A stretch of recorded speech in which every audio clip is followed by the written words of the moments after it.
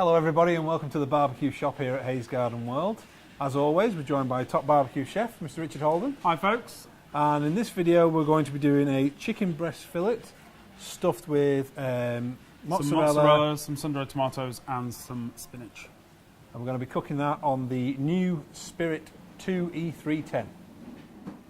Okay, so we've got our 4 chicken breast fillets. We've made pockets in 3 of them. If you want to see how to do that a little bit more detail, then you can check out the video. But very simply, just take the tip of a knife and just put your hand flat on top of that chicken breast and keep that knife nice and parallel to your hand so that you don't come up and cut yourself. Just poke that through, and then using the steel, just work that into the pocket and just work that around the outside. And if I take my hand off, all I'm doing on the inside of the chicken breast is just scoring it out like that and then scoring it out like that, making sure that I don't go through the chicken. In this dish here, we've got some sun-dried tomatoes chopped, we've got some mozzarella that's been torn, and we've got some spinach that's been torn as well. Season that with some salt, pepper and some rapeseed oil. Mix that all together. And then this is our stuffing mixture ready to go. So I'm going to grab a smaller spoon for this, and if we just open this up a little bit, what we're going to do is just start to poke this into the pocket, work that all the way down.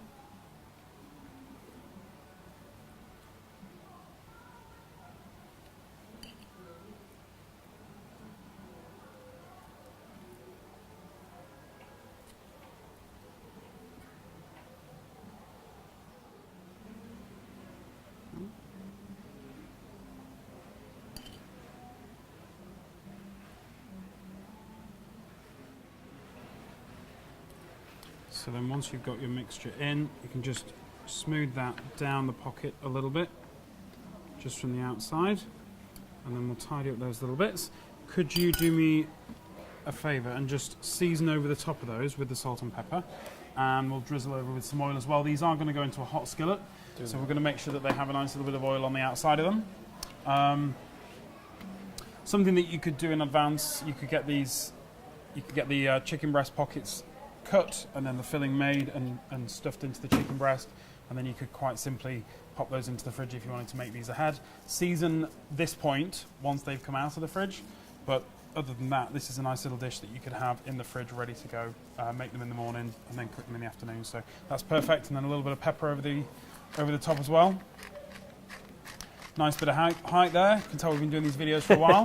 Nice bit of height just means that you get a nice even distribution of pepper. That's looking good. I like pepper, so it's a good amount for me. And then we are ready to take these over to the grill. Let's take them to the grill. Can you bring the tray for me? Of course. A little bit of rapeseed oil. Barbecue set up for a medium direct heat all the way across. Let's just take that off there. Medium direct heat all the way across. We like to get a nice even heat underneath our griddle pan. A little bit of oil in there, just in addition to the oil that's on the outside of the chicken. I'm going to place these in what would be skin side down first. And we're putting them in the skillet just to get a nice even golden coloration on the outside of the chicken breast. You could do these on the grill itself, but the griddle with that nice smooth cast iron finish is just going to give us a nice golden caramelization on the outside. And then we'll give these a couple of minutes, we'll turn them over, give them the same amount of time on the second side, and then we'll move them up to that upper shelf just to allow them to cook through. Let's have a look. If we just turn these over, they come away nice and easily from the grill. If we see there, we've got a nice little bit of colour on them. So that says to me, if we give them the same amount of time on the second side, then we'll get the nice even coloration on the outside. They all look pretty good to me. If they were a little bit dark, then you just give them a little bit less time on the second side, but we're going to leave those for the same time and then come back and move them up. Right, they've had the same time. Let's have a look at the underside. That looks pretty damn good to me. I'll just check. Yep, they're pretty even. Now, just when we put these up on the top, I will use our temperature probe. I don't think they're going to be ready yet because they haven't had long enough for the size of chicken breast that they are. But if we just take a quick progress report, so 47, Now you want to make sure that's at 54. You want to make sure that you don't get the mozzarella pocket, because and that's at 53. So we've got another 20 or so degrees to go, maybe 25 degrees on some of those. You want to make sure that you don't get that mozzarella pocket, because that's not going to give you the true reading of the chicken, obviously. So make sure that you don't just go straight for the core, because that's where the filling's going to be. But we'll give those about another 5 minutes. We'll come back and check them again and see how they're getting on. Right, let's have a quick look, see what these are up to. Oh, they look good. They do, they look really good. They've got some beautiful colour on the outside of them. So we are 76. Our target temperature, remember, is 75. So 73, 75. Yep, okay. And we'll just check this one as well. Yep, there we go. Perfect. Right, so tongs are on your end. Should be the cooked set. If you bring the plate, that'd be wonderful. 1, 2, 3.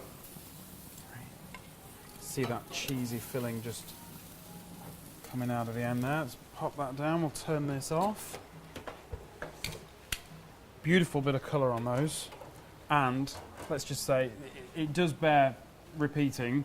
Chicken cooked from raw on a barbecue, direct, up onto a resting surface, up onto a roasting surface to continue cooking through. And then if we just, normally you would let these rest, obviously. And if we just slice down through there, you can see the cheesy filling coming through at the bottom there. Nice little bit of cooked chicken. Beautiful caramelisation on the outside. Good to go.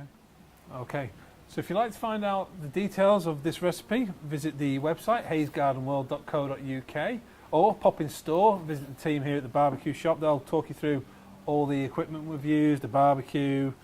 That looks good. It does look really good. Sorry. So Rich is going to give it a bite. Him here. See Rich's reaction. So all that's left for us to say is thank you very much for watching. We'll see you next time. See you next time. Oh, sun-dried tomato, beautiful. See you later.